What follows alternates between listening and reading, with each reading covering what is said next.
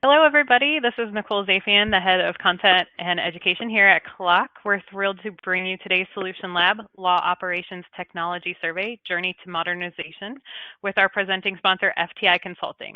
Before we get started, like I typically do, I just want to point out some of the functionality of the platform to get you the most out of today's session.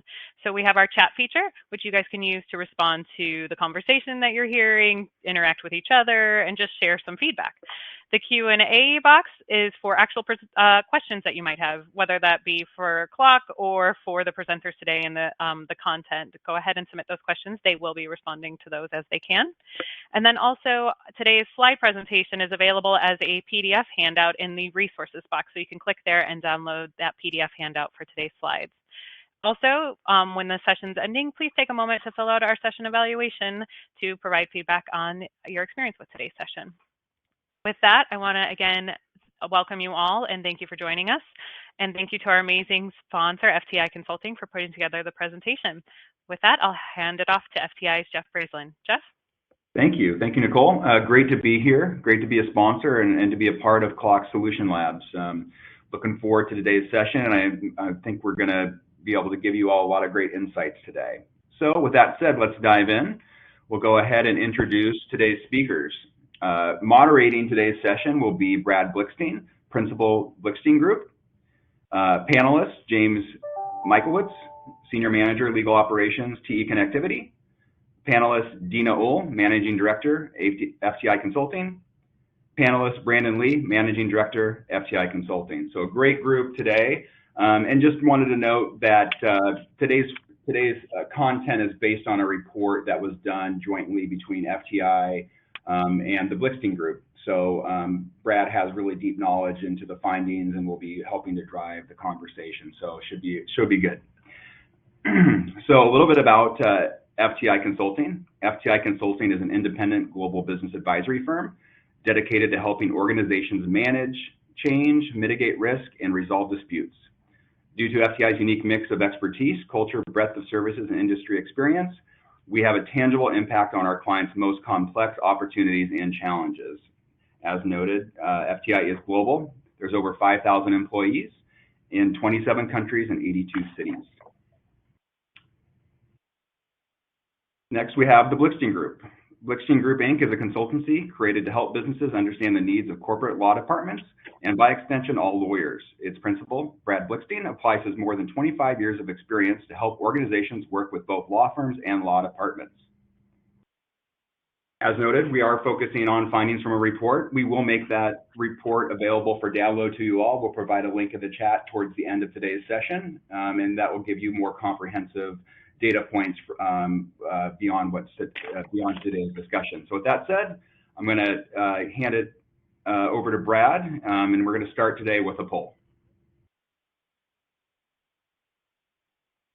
Great. So thank you. It's maybe the most obvious poll question ever, but it's simply please tell us the approximate size of your organization. So Nicole, I don't know if you've launched the poll yet, but if not, please do.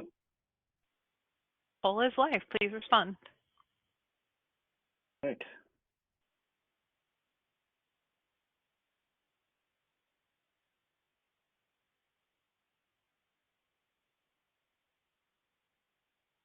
It seems like we've hit diminishing returns, maybe, or maybe not. Yep, I'll go ahead and share these results. Got it. So some pretty large organizations. About half of our audience today is 5,000 or more employees, with some various splits at the smaller levels, I should say. So good. And I'm glad that don't know is zero. I'm thrilled to hear that nobody on the call doesn't know the size of their own organization. So we're off to a good start. So the pandemic has impacted us, as everybody knows, in a number of different ways. In a lot of cases, that meant, changing priorities, looking at the future differently. And there's been a lot of studies, including the Blixton Group Law Department Operations Survey, that included data that we're heading towards more technology, more automation, more modernization. And When we got the results to the LDO survey last year in 2020, it turns out that 68% of our respondents said that the pandemic has accelerated their drive towards automation and technology modernization. But what we didn't really do is define that. We didn't talk very much about what exactly it meant to be moving towards more automation and digitization and technology modernization, which is what this survey that we're talking about today was all about. We wanted to better understand the challenges sought by law departments, put together a 19-question survey, was in the field in Q2, ended up with a national sample of more than 50 law department operations professionals. We've divided our findings really into 3 sections. Prepare, which is basically where legal departments want to go and what tools they need. Connect, who they need to bring along for the ride, which parties within the law department and outside the law department need to be involved. And finally, activate, which is what actions need to be taken for us to meet the future needs and get the future that we're all hoping to achieve. So let's start by talking about what we need to prepare. We're talking about roadmaps, we're talking about plans, we're talking about modernization programs, and we're talking about getting a deep understanding of the current state of the legal function so that we can figure out in what direction we need to go if we're going to modernize in terms of technology. So let's start. So real quick, a couple thoughts before we dig into the data. One, the process here is I'll just describe a couple data points, and then the 4 of us on the panel are going to kick them around. We have 2 stone cold experts here from FTI, and we have Jim Michaelwitz, who is in-house and is really an absolute pioneer in the law department operations space since, honestly, before we started calling it law department operations. So this should be an interesting discussion discussions amongst the 3 of them. Also, I believe Nicole mentioned at the outset, but we are taking questions. There's some that are in already. Please throw them into the Q&A module, that little button on your left with a question mark, I think, and we will answer them possibly as we go, but certainly we've saved time at the end. So let's start. We started with a question asking folks to define technology modernization. What activities fall within the scope of technology modernization? And not surprisingly, the top answer in an era where we're about a year into the pandemic at this point, is collaboration tools. We're going to need to collaborate in some new ways. But we're also in the era of do more with less. So legal spend analytics and reporting tools was a top 3 answer. And also we're in a world where we're trying to gain more efficiency and figure out how to do legal work in some different ways. Which is why legal service request and intake tools was the number 3 answer for us. And you can see what these were followed by: contract management, move to the cloud, a bunch of things. Again, you could download the slide deck, or even better, go to FTI's website, download the full report. We also learned that I was a little surprised, a surprising number of law departments are focusing on core technologies. Here we're talking about e-billing, spend management, matter management, and 44% almost are saying that they are ready to update some of those core technologies. An additional 26% say that they're implementing at least one of them for the first time. So let's talk about this a little bit. Let's start with you, Dina. Why the focus on core technologies right now? Yeah, and I think what it boils down to in a couple of different ways is that if you go back to the prior slide where we really focused on, spend analytics and workflow and collaboration, today's technology that we have out there around legal operations is even different from what we put in place 3 to 5 years ago. And COVID really highlighted that remote working, as you mentioned, Brad, that really called that out. So when you look at some of those top technologies that are going in, it's to basically enable a lot of that remote working capability through collaboration and the workflow intakes that we're seeing out there. And I know Jim's going to talk to that a little bit more later on. And COVID also highlighted a lot of issues with existing technology and processes that maybe were I guess, inefficient, but whenever COVID was put in place, actually made it absolutely painful and nearly created a lot of places where legal operations couldn't operate, period. I know, a lot of us, especially when we're working with our existing clients, financials are and still continue to be a big issue for legal operations, trying to get that financial support. And I think now with the highlight with companies changing their work protocols, allowing people to work from home versus having to come into the office, they're having to nearly be forced to have to go out and implement a lot of these technologies to make it more efficient and flexible so that people can actually do their work from home. And additionally, there's been some pricing model changes with a lot of the service providers out there, and it's making it more competitive to be able to implement some of these. So in ways, this number does support a lot of the things that we're seeing with our clients right now.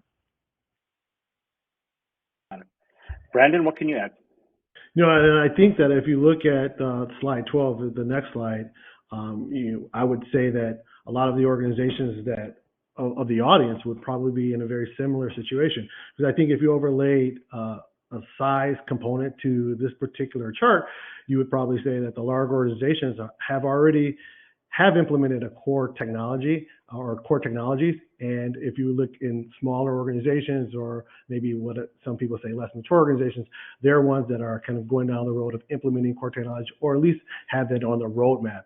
And I think that this accurately reflects what we're seeing in the marketplace. And I'm sure if we were to poll the audience on this particular item, it would probably be a very mirrored reflection of what we see in this chart.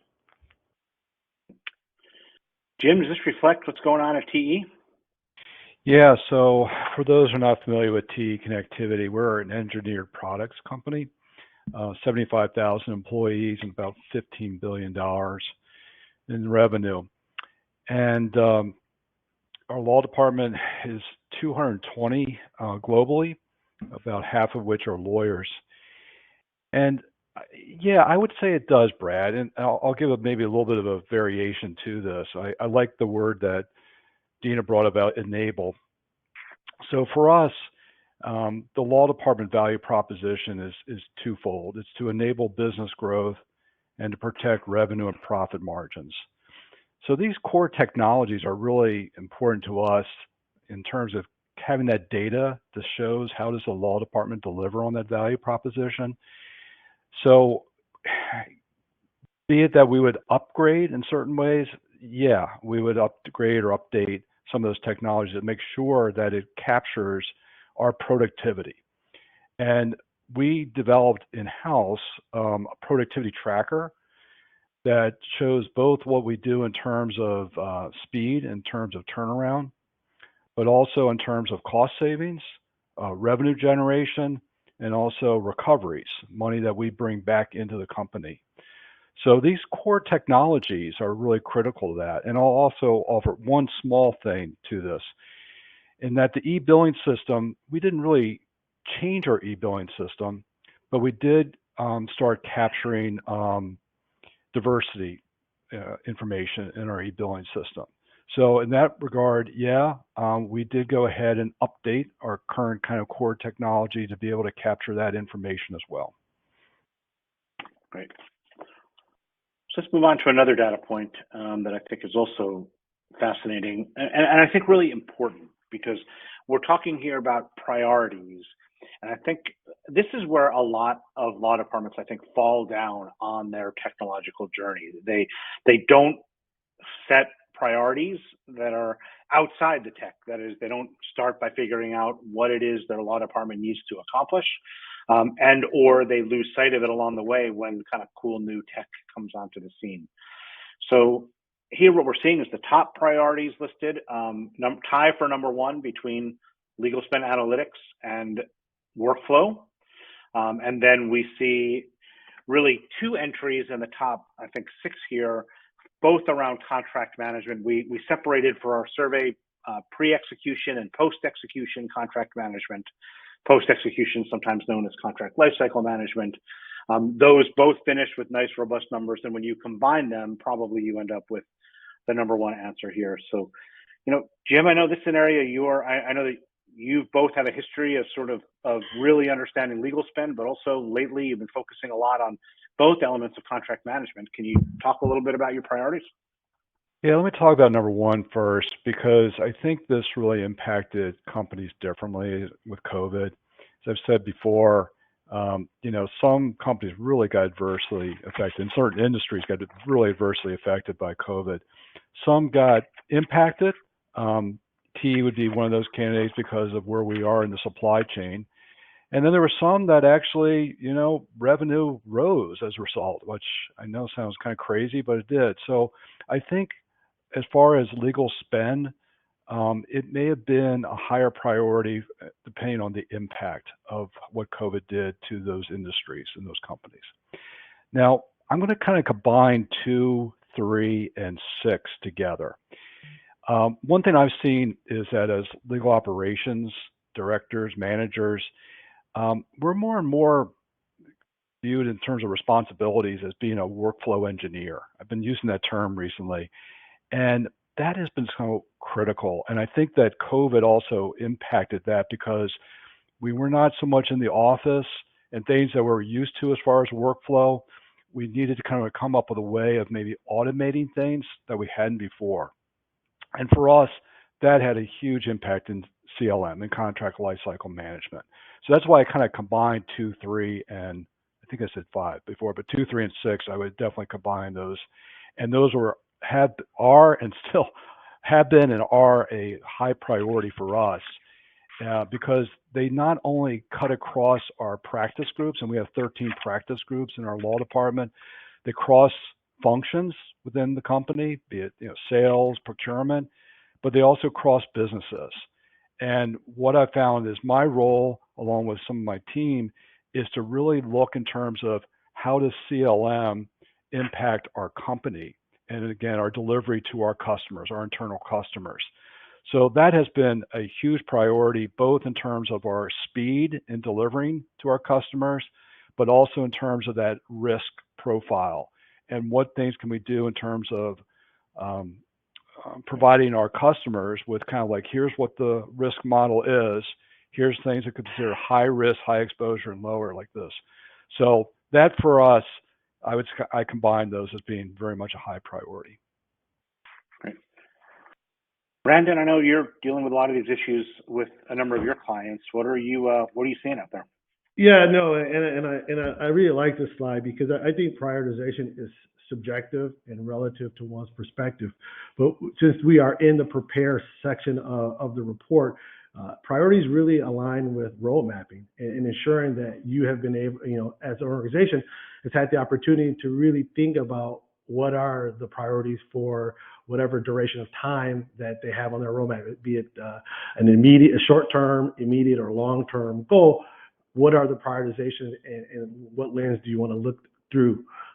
Also, as it relates to prioritization, and kind of goes back to my comment about subjective, when I look at this particular chart, the prioritizations, the items of technology are kind of bundled up to the top, where our technology that I would say are legal operation focused technologies. And I'd be interested to see if we had infused some information from the attorneys within the legal departments, if their prioritizations would have aligned with the legal operations professionals. Because I think that a lot of times what I'm seeing with the attorneys, they have prioritized technologies that are going to help further their ability to provide advice or to conduct legal judgment and legal business efforts. So I think that this is excellent, like I said, regarding prioritization, and just go back to that roadmap aspect, is that this needs to be a critical aspect of when you're thinking about a journey, to be able to outline your prioritizations. Dina, how about you? What are your thoughts here?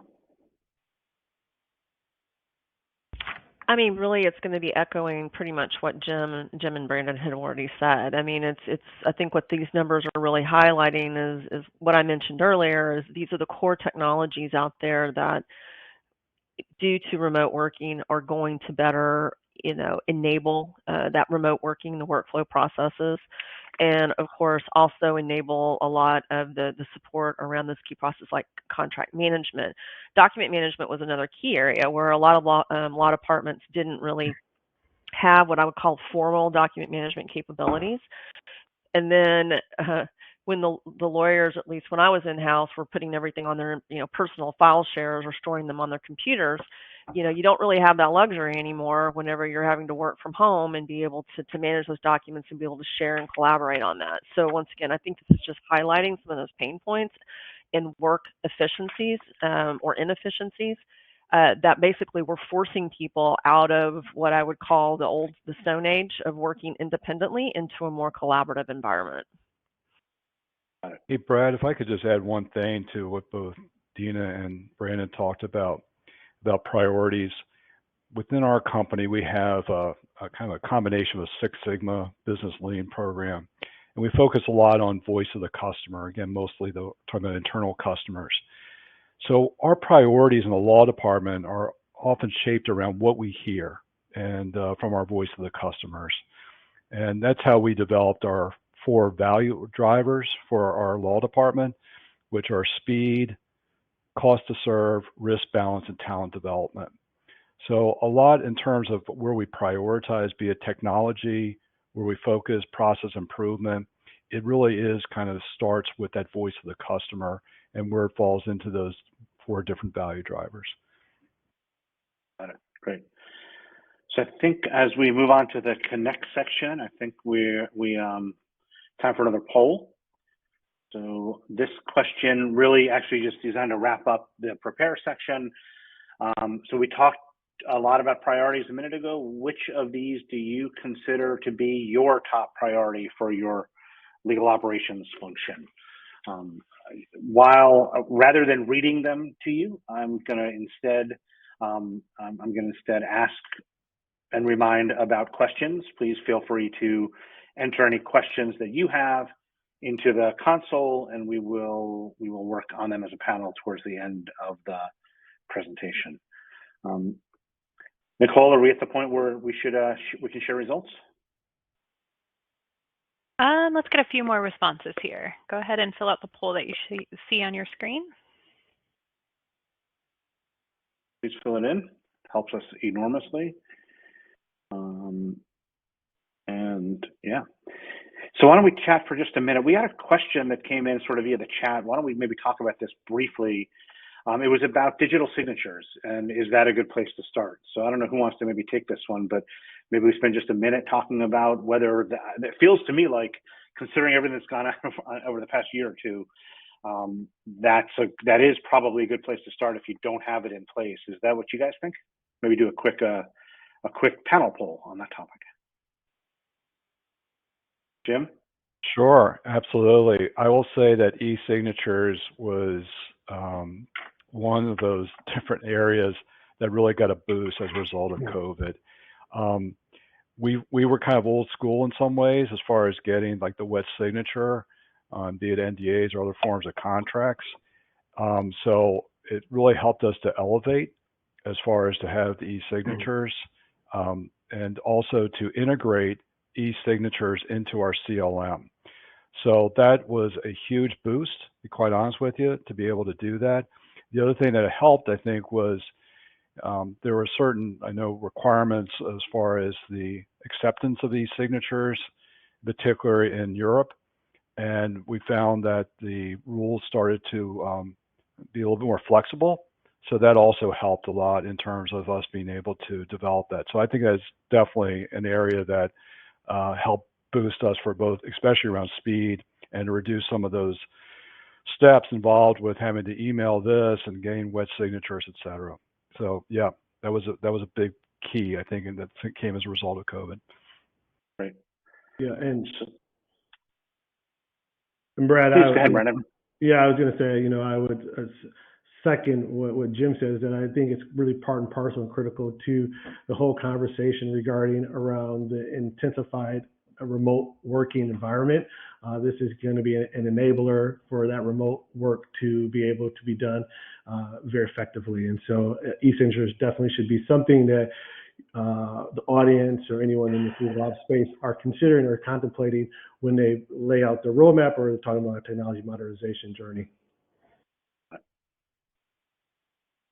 So Nicole, maybe I think we've stalled as much as we can. So maybe can you share the results?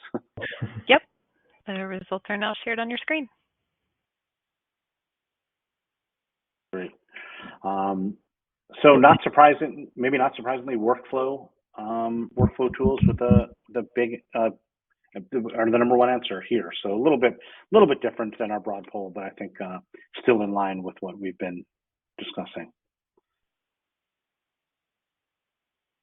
So let's preview our Connect section, where what we're talking about here is, while much of the focus of legal ops is on technology, maybe the most critical aspect is the human element, right? We're talking about building alignment with a cross-section of stakeholders so that the technology can actually do what it's meant to do within the law department. So we asked a few questions around this. The first one, who's involved in the technology modernization roadmap? One thing we've seen in the law department operations survey from year to year is a nice trend towards more and more law departments having technology roadmaps. We're close to 50% of the firms, I believe, do have a technology roadmap, up from roughly a third every year up until a couple of years ago.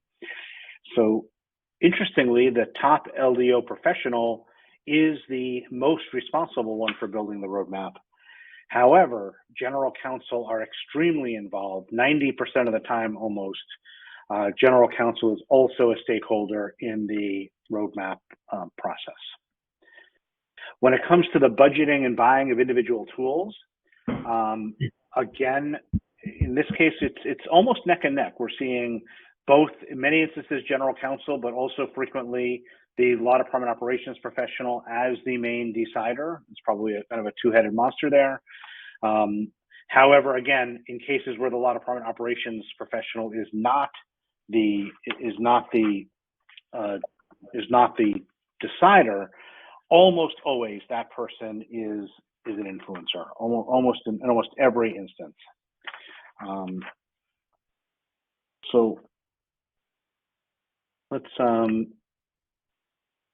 So I'm sorry. So let's kick that around a little bit. And I'm sorry, I'm missing a note here, which is why I'm stumbling. But yeah, no, and Brad, I'll pick up there because I think Thank that you. this is an area that I'd love to kind of talk about because I find this chart to be pretty, impressive. I'm very not surprised. I'm happily surprised, I guess, would be the accurate statement because as you look at it, there's a diversity of individuals that are now participating in the budgeting and buying process.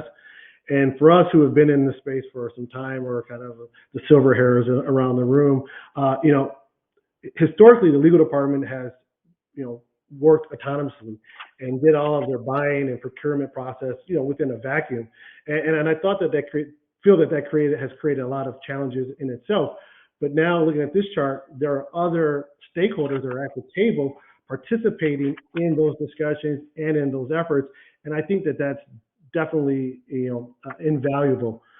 Particularly, I think the use of IT and IT's involvement is critical to budgeting and buying, particularly because they have truly the understanding, knowledge of ongoing or in-flight projects. They also understand any type of security, technical infrastructure requirements that are going to be very, very instrumental in having a effective implementation of a technology that's selected. So if individuals in the audience, if you do not have a relationship with your IT or an IT that's associated with your legal department, I behoove you to go out and make a connection with them because I think that they're going to be critical for the success. Also on that same line, I think what I've seen is that there's synergistic interests within departments. So having stakeholders within other business units or business departments within your organization, having them opine on some of the technology or buying decisions is going to be critical, particularly, in what we're seeing now is that a lot of people within the legal department are asked to be better business partners and asking your colleagues in the other departments to have a perspective or be a stakeholder in the conversation is going to only help to uplift that position as being a true business owner. And also, a lot of times you might be able to leverage, a shared budget. I know when there's conversation around contract management sometimes sits in sales or procurement or legal. And if it's a collective effort, there might be shared budget. There's definitely going to be a wide perspective that's going to allow you to get the best solution for your organization. So, like I said, I'm a huge proponent of having a diverse and building consensus, having a diverse stakeholder group. I know that even in the report, I think I was mentioned as stating that I've only seen the most effective and sustainable technology implementations have had the line attorneys, departmental heads, also paraprofessionals, and then also outside experts to kind of help really facilitate that buying effort. So, like I said, having that stakeholder, all those stakeholders at the table are going to be key to a very successful implementation or buying process. So, Jim, ALM did a long series recently about really the sales process more than the buying process, and about what tech companies do right and wrong in terms of trying to market and sell their tools into a lot of departments. And I know we've talked about this a lot. How do you go about identifying the right tools? How do you go about procuring the right tools? Can you speak to that a little bit? Sure, and I'll answer another question first before I get to that one, Brad, or address another topic that was brought up here. So earlier I said that the legal operations professional has a role as a workflow engineer, and I want to add two pieces. One is connector, considering that this is the connecting section, but Brandon mentioned, working with other functions, be it IT, finance, et cetera, like this. So our roles are really critical at being that connector across the functions, be it, with budgeting and buying or, workflow, as I talked about. And I'm going to say a third part, which is we're sales and marketing people, and we often have to sell the value proposition, sell what the ROI is for these different types of technologies. So I would have included one more, maybe group of bars in this one, which was the business, our customers, our internal customers, because of what their role is, because they're in many ways kind of budgeting and buying what we are proposing. That'd be it. Now, I know I probably caused a little bit of controversy in that article that you alluded to, because what I was finding is a little bit of overly aggressiveness from some of the salespeople with these platforms. And I quite honestly, really kind of, my tolerance level started going down and down for this. I found in particular around contract lifecycle management systems, CLM systems. And there's a fair amount of money that's going into these platforms now. And I'm sure a lot of these venture capitalists are looking for them to deliver. And maybe that's part of the reason why there's aggressiveness. It's mainly inside sales. So my voice back to a lot of these providers is not, start being a little bit nicer, but to say, provide me with a good answer to why your product would be able to provide an ROI. Give me examples and give me references. Don't just come in and say, you need us because you are hurting right now. You're not smart enough to figure this out yourself, and I'm the only person that can save you. And frankly, the tenor of some of the messages I got felt like that. I was just too stupid to make any of these decisions, and I needed someone to save me. So I say that just because I don't know if others have found the same way, but I was really been kind of shocked by some of the aggressiveness with some of the sales pitches that have been made recently. Got it. Dina, that might be a difficult comment to follow, but I want to at least give you the opportunity to add whatever you'd like to around tech budgeting and buying. Yeah, no, I mean, it actually, it's not surprising. I mean, A lot of the tech vendors were, impacted just as much as others in regards to that area. But I agree with Jim. Even when I was in-house, some of them would be very aggressive, and especially in the more mature legal departments like what Jim operates in and what I had, we did have a good understanding of what it was, and I agree with Jim that coming in and saying here's how we can complement and help out is actually probably a better tack to do that. But just to kind of round out this conversation, because I know we've been talking on this one for a while, what is really imperative about this, and I think what this highlights, is that when you're out looking at putting in a new technology solution, is answering what those key questions are, is like, who's the consumer of this going to be? Is it only within legal ops? Is it going to be the business? And then make sure that when you're looking at the technology, gathering those requirements from all your different stakeholders to understand what they are going to need, because when you're out there implementing this and putting all your change management processes in place, the fact that they actually had a voice in the selection and the voice in the requirements is going to help make that change management so much more easy and effective. And I think what you're seeing here on this slide is people doing that, where I think in the past, a lot of the times it was in a vacuum. Legal would just go out and buy a tool and poof, here, you get to go work with it. And the pushback on that would be severe. And now people are getting more mature in their processes, and I think that's what this is highlighting. Got it. Great, super helpful. So let's talk about let's show another couple data points before we get back to our conversation. A very hot topic, or at least discussion point, if not actual technology, is artificial intelligence powered tools. And we asked around, at least around e-discovery and doc review, to what extent are you using tools like TAR? And we found that kind of some is probably the best answer. About a third never use them, but a good, what's that look like? 45% to use them some of the time at least, and a chunk, maybe 20%, you would say use them frequently. So we're starting to see some movement towards artificial intelligence. And I think what's really important, and this has been a really interesting evolution over the past couple of years, because 3 or 4 years ago, people were talking about AI just as almost as if it's its own product. Like, you need some AI in your law department, go buy some AI.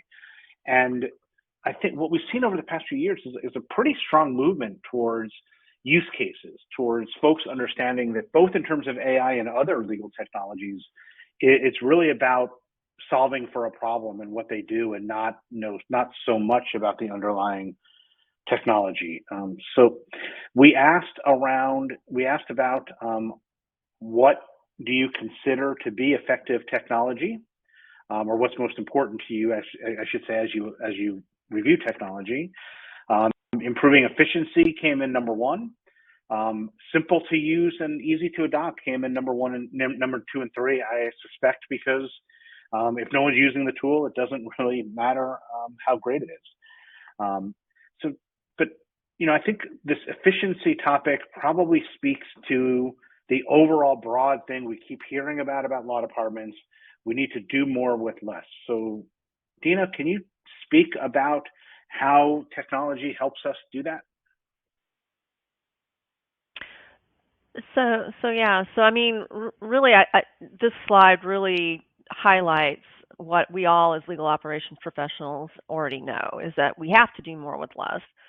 And I also think this goes back to some of our earlier comments on, how user adoption is so critical in regards to what we want from technology. And we operate in legal operations in an area where historically the users have not been overly technical. It seems to be challenging with using various types of technology, and getting lawyers to adopt that type of technology and those efficiencies is a challenge. And in fact, there was a GC report that FTI did, probably, I think it was earlier this year, which really highlighted in the general counsel report how much general counsels were not aware of how technically challenge some of their legal staff was in this area. And so, but this goes towards just highlighting that need to create. It has to be easy to use. It has to actually create efficiency for them, and it needs to be part of your change management strategy to incorporate those key stakeholders. And one of the questions I would have to say is, how are you going to convince that 20-year lawyer to use a document management system versus his file share? What's in it for him? Why are they going to do that? And I think these three questions and the value proposition really tie in to that, what's in it for them, and how it's going to help them be better at their job and more efficient for the company. Jim, do you want to talk a little about that? I mean, one of the responses we get, one of the questions we ask in the LDO survey every year, agree or disagree, my job is primarily change management. And like usually 70% of legal ops people say that their job is primarily change management. Jim, I know you feel that way a lot. Sure. What can you tell us? Well, first, I'll just say, I know you can't see any of our faces. Dina and I are not in the same room. We're not sharing the same notes, because I probably would just repeat exactly what she said first. But aside from that, I'm going to add to my job description for the legal ops professional, and the next thing is going to be therapist. How to ease my pain. How to ease pain. And I think the first three, along with that fourth one about the easily understood value proposition, that's where you get acceptance. If you know that what you are introducing, which sometimes can be a disruptive technology, is going to make my life easier and better, great. And that's where, frankly, we started with some of our technologies, these disruptive technologies that we brought in. Let's go to the people that are feeling the most pain right now. So at least less resistance. They are just underwater right now with contract review requests or whatever it might be. So if you can find a way to listen and then be able to devise kind of like a workflow that could help them, then you've done your job as a therapist, and you've made life better for them, and probably better life for the department as a whole. Brandon, what do you think? Do you ever do any corporate therapy? Yeah, definitely have participated in helping my clients in some therapeutic situations. But I would second with both what Dina and Jim have stated. But also, I think that adoption is uber important to change management, and not only for the day one utilization of a technology, but for its longevity. And when I think about change management, a lot of people say you have to take a tone from the top approach. I actually, differ from that. I believe empowering the power user, the day-to-day individual, the paraprofessional that are kind of working day-to-day with a lot of the technology. They have to be identified as being change management, change agents, technology evangelists. And so definitely the tone from the top helps to get the ball rolling. But really, don't forget about those individuals within your department that are critical to various different processes that are in that paraprofessional kind of power user group. Great. So let's turn to our third and final poll question here. If I can find my cursor, there we go. So this goes back to this AI issue. Three choices. We're asking if you have leveraged AI. Three choices. One, yes, we have, but for TAR and e-discovery only. Yes, and we used it for applications beyond TAR. Three, no, we have not used AI-powered technology. And while people are answering, maybe we got a question from the audience that really follows on what we talked about a minute ago, effective a lot. So I'm going to pose it, I think, again, probably start with you, Jim. And it's about these workflow automation tools that we covered a few minutes ago. What, other than legal request, what are some of the widely implemented, or what are some of the use cases for workflow and business automation? I don't think we're asking specifically about the tools, but about what some of these tools do. So I know you've implemented some, and I know Dina And Brandon, your clients have, so maybe just talk for a minute or so about what some of the good use cases are there while we're waiting for results. Jim, you want to run with this, or should we start with Brandon or Dina? I'm fine. I just got off mute. So I hope this answers the question, and I'm not going to name any particular products. We found that intake forms, automated intake forms, web-based forms is where we kind of focus. And what we were looking at was to empower. I like what Brandon was saying. In this case, we were looking to empower our customers, our business folks, to be able to generate, especially if there are TE contract templates, so we're using our paper. So we found that from a workflow, a lot was kind of upstream as far as that intake form, which would be a generation of some form of a simple standardized contract. And now we've kind of moved that into other areas for requests, which probably fall into, well, you're looking for things other than just a typical request, but we get a lot of power of attorney requests. And we used to handle that through this email exchange and everything like that. So we've again kind of automated that so that it would come online to one of our corporate secretary folks who would then be able to see what the activity is. But for the most part, it's business empowered, and they're able to go ahead and to put the information in there and pretty much generate what they need to. So that's what we've been focused more on, was the business empowerment and have these kind of intake generation type of platforms. Dina and Brent, I don't know if you want to add anything to that, or if we should just flip to the results to our poll.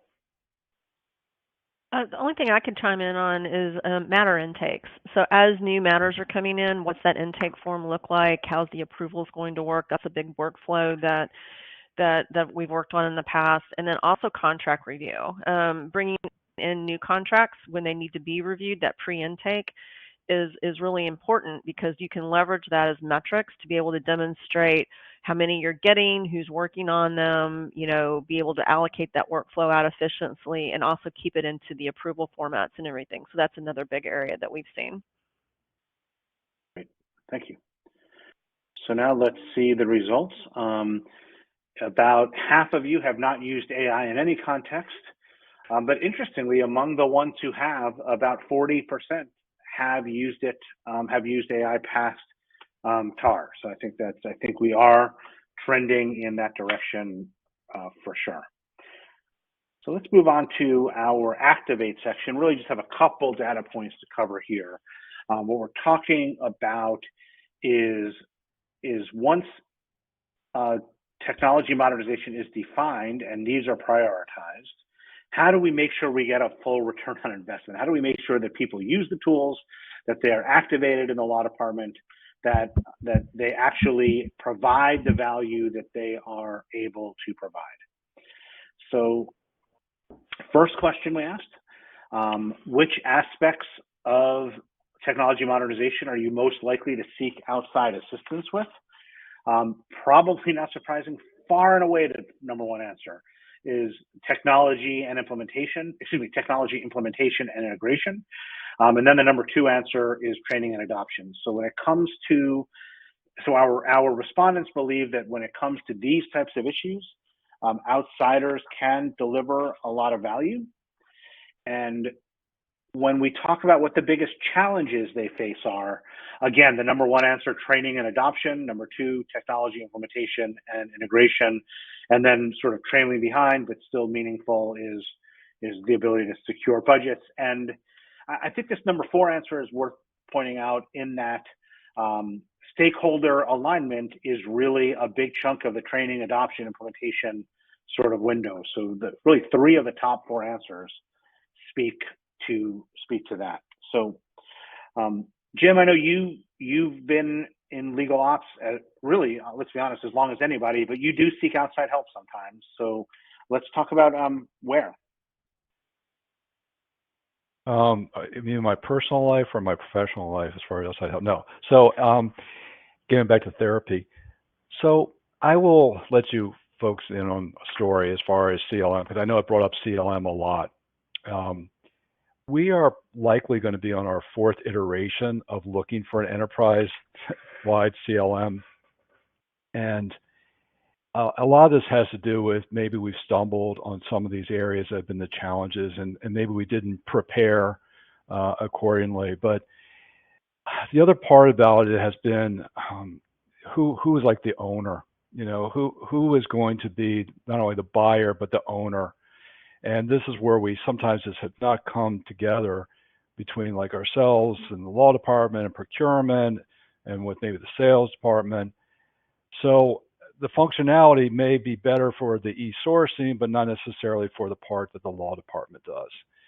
So what we ended up doing, for right or for wrong, is we kind of pulled out, we mean the law department pulled out and said there's a part of the contract lifecycle management system which is really the law department's what we own. And this has to do with kind of like the ingestion of the contracts, review, edits, prepare for negotiation, and then go ahead to put those into our retrieval system.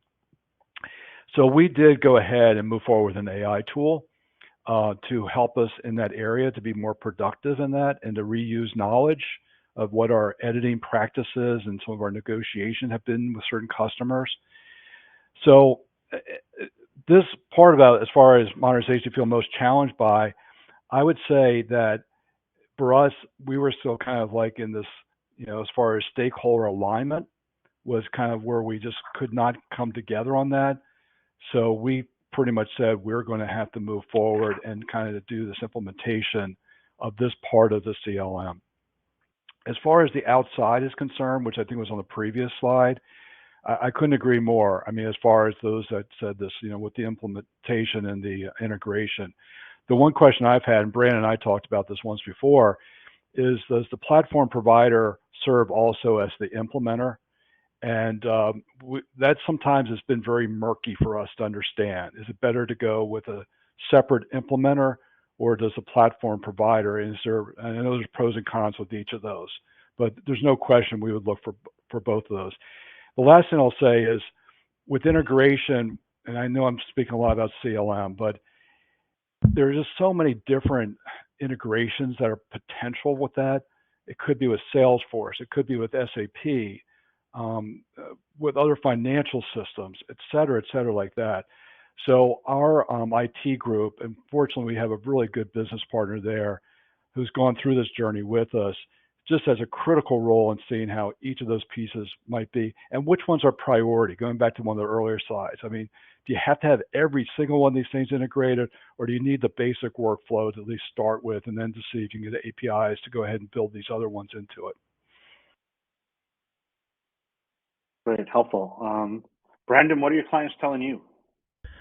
Well, our clients are telling us that a lot of challenges are coming in the post-implementation, and there's a lot of letdown at that point. So I think it mimics or is a resounding echo of what Jim has stated, is that there's a good effort around technology selection and actual implementation, but ultimately once a technology has been implemented, there seems to be a loss of support. Maybe by the provider that brought in the technology, or just a disconnect there. And so a lot of times, we are even asked to kind of help to come in and provide either oversight guidance in that kind of integration and post-implementation effort, which also includes training. Or, if we're looking at it holistically, we definitely would, advise that, there needs to be a strong focus on what's going to happen once that technology is within your infrastructure, and how is it going to integrate? Because the last thing that you want to do is have a probably a high price purchase that ultimately is within your organization that is not effectively utilized from that point forward, and you just have diminishing returns at that point. So, integration and post-implementation interaction is critical. Also, training and the ability to train on the use of the technology is something that, as the poll or the report states, is mission critical. And I think also part of that is creating individuals in the organization that can evangelize the training message throughout the organization, after the consultants and the technology vendor provider has left, and they can be tire teams that will able to continue that continuous training process, because you want that to be the case as your organization, so that it maintains that journey with them. Got it. Dina, how about you? Any thoughts here? Yeah, just real quick. I mean, a lot of the implementation around technology, some of the biggest challenges can be around, I mean, the technology is the baseline. It's the foundation for what you're trying to do, but it doesn't replace your solid business processes. And so when you go out and implement a new technology, one, you want to try to not customize it as much as possible, because later on you could have some real support issues later on. But it's then having to implement a lot of those business processes and integrate those into the business as well. And that gets back into your change management capabilities. And so, you know, like I said, and that ties into your training and adoption. So in some ways, how these two flip back and forth between the two slides really, I think, echoes a lot of those things that Jim and Brandon have talked about, is making sure you've got those good tie-ins with the business to identify what that is, but that's also where you also start having a lot of problems and needs to support help from outside parties. Yeah, and Brad, before we move on, you know, Dina raises a point that I like to raise with my clients is, you know, when you look for technology that's going to be configurable and you know, and not customizable. You know, and I think draw that distinction between configuration and customization, and make sure that you're in line with that, because as Dina mentioned, you know, if you highly customize a solution or a technology, ultimately there may be situations where there's a lack of support around that, and then you have a highly customized tool that doesn't have a lot of value going forward. Great. Yeah, that's one of the number one mistakes I see a lot of companies do, is they highly customize a solution, and then it ends up breaking at the end, and then they end up going and implementing 3 different CLM systems over a 10-year span. So, not saying, Jim, that's what y'all did, but that's what I've seen in my past. Great. So thanks. We do have time for a question or two. If you posted questions that we don't get to, don't worry. We'll reach out to you and try to answer them. But I think this is a good question that goes back to the discussion about implementation and adoption. And the question is, where does that sit within the budget? You know, are implementation costs different from the tech costs in terms of budgeting? What have you guys seen out there? From my perspective, I think that when you're thinking about budgeting, you should consider the implementation as part and parcel of the technology costs. So it should be figured into the budget of the technology purchase and implementation should be part and parcel. Unless you're an organization that has, an IT team that's heavy in integration, you also should consider what it's going to cost to have proper integration with other solutions within your organization. Yeah, I see that question from Kimberly, and it's so interesting because folks who are kind of somewhat novices who are on our team that are looking at the CLM solution, they say, okay, here's the cost, and the cost is more having to do with the purchase and the licenses associated with the technology. And we've had to really probe as far as those implementation costs. So yes, they have to be included. And Brandon just hit it. The integration, and a lot of the integration is associated with our internal resources, and some of that is going to be chargeable. So really, we have to look at all 3 of those pieces to come up with the total budget. And this has been one of the reasons why we've had difficulties getting these things really completely launched, is because who pays for it? Who pays for it? Now, once the number starts getting bigger and bigger because you're all inclusive in all these type of things, who pays for it? And that's where we've kind of had these breakdowns before, because a lot of times, God bless them, the procurement group has paid for it, but it's going to be the functionality which is more going to serve them and not necessarily the law department. And that's where we had, as I say, some breakdowns in the full activation, some of our systems. Great. So what I'd like to do is wrap up with just a few seconds from each of you answering just the final word. If there's one thing you'd suggest to law departments on their modernization journey, what would it be? And I'll let you, ladies first, so I'll let you start, please, Dina. No, thanks.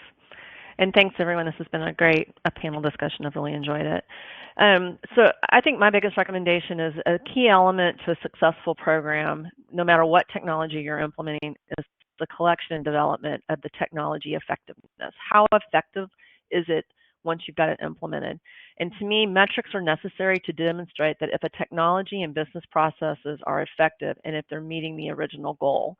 A lot of the times we'll get things in there and they improve substantially, or they actually, you get diminishing returns.